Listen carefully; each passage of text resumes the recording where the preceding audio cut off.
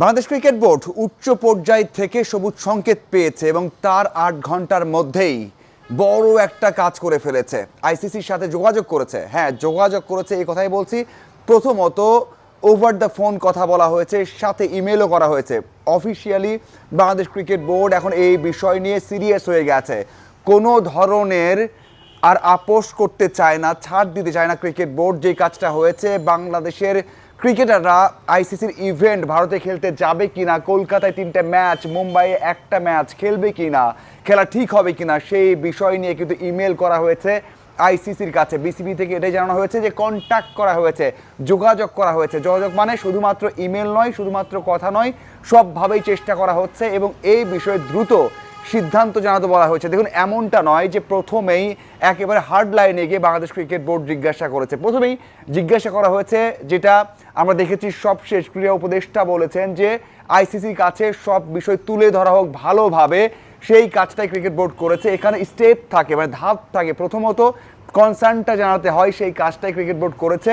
যে কনসার্নটা রয়েছে, মুস্তাফিজ কীভাবে সুযোগ পেলেন।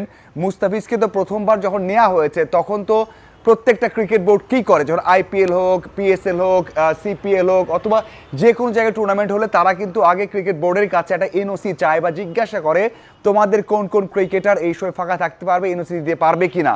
সেটা জানার পরেই কিন্তু দলে নেওয়া হয়। ভারতীয় ক্রিকেট বোর্ড যখন জেনেছে 7 জন ক্রিকেটারকে বাংলাদেশ ক্রিকেট বোর্ড ছাড়তে পারে, সেভাবে এনওসির বিষয়টা নিশ্চিত হওয়ার পরেই দলে নেওয়া হয়েছে।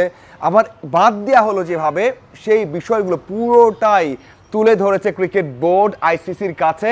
এবং যে নিরাপত্তা সংখ্যাটা আছে, এত কিছু ঘটে যাচ্ছে, এত আন্দোলন হচ্ছে, এত কথা হচ্ছে যে ওখানে কলকাতাতে বাংলাদেশি তারকাদের খেলতে দেওয়া হবে না, এমন অনেকেই বলছে, অনেক প্রতিবাদ করছে। সেই জায়গাতে বাংলাদেশ ক্রিকেট দলের খেলা যে কতটা হুমকির মুখে পড়তে পারে, কতটা নিরাপত্তা ঝুঁকি রয়েছে, সাথে তারকারা যে খেলতে যাবেন, তারা যে খেলার জন্য খেলার মধ্যে ফুল ফোকাসটা দিতে পারবেন না, এই সব বিষয় নিয়ে কিন্তু একেবারে সিরিয়াসলি বাংলাদেশ ক্রিকেট বোর্ড আইসিসির কাছে জানিয়ে দিয়েছে। সেটা 8 ঘন্টা না যেতেই যখন উচ্চ পর্যায় থেকে সবুজ সংকেত পাওয়া গেছে বা একটা সিদ্ধান্ত নেওয়ার কথা জানা গেছে, এটা বাংলাদেশ ক্রিকেট বোর্ড খুবই ভালো একটা কাজ করেছে বলে মনে হয়। আমরা সবসময় দেখেছি যে ক্রিকেট বোর্ড অন্য বড় বোর্ডের সাথে খুব একটা নেগোসিয়েশন অথবা খুব একটা হার্ড লাইনে যে কথা বলতে পারে না, কিন্তু এখন এমন অবস্থা এসে দাঁড়িয়েছে যেখানে শুধুমাত্র এরকম দাবিই নয়, কারণ যেই বিশ্বকাপ খেলতে যাওয়া সেখানে তারকারা খেলবেন, ক্রিকেটার আছেন, কোচিং স্টাফ আছেন, সমর্থকরা রয়েছেন, সাংবাদিকরা রয়েছেন,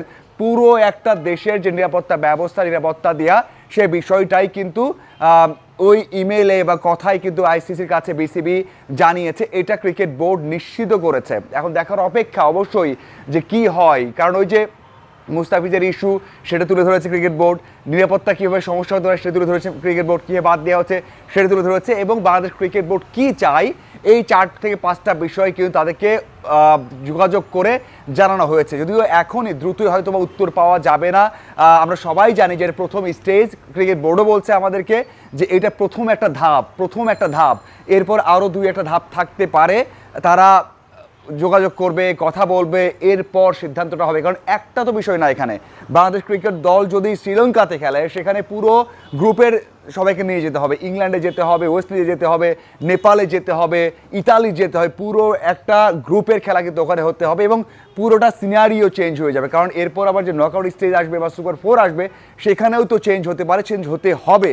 তো এই বিষয়গুলো নিয়ে অবশ্যই আইসিসিকে ভাবতে হবে। সাথে আরও 2 থেকে 3 বার হয়তোবা ক্রিকেট বোর্ড এবং আইসিসির একটা যোগাযোগ হবে, কথা হবে, তারপর সিদ্ধান্তটা হবে। তবে আপাতত যে কাজটা করেছে, দ্রুতই একটা সিদ্ধান্ত নেওয়া, দ্রুতই একটা ইমেল করা, দ্রুত যোগাযোগ করা, এটা অবশ্যই ভালো করেছে। আর দেখার অপেক্ষা এটা কোন দিকে গড়ায়, বিসিবি কী বলে। আমি সবসময় আপডেট জানাবো, অবশ্যই সবাই সাথে থাকবেন।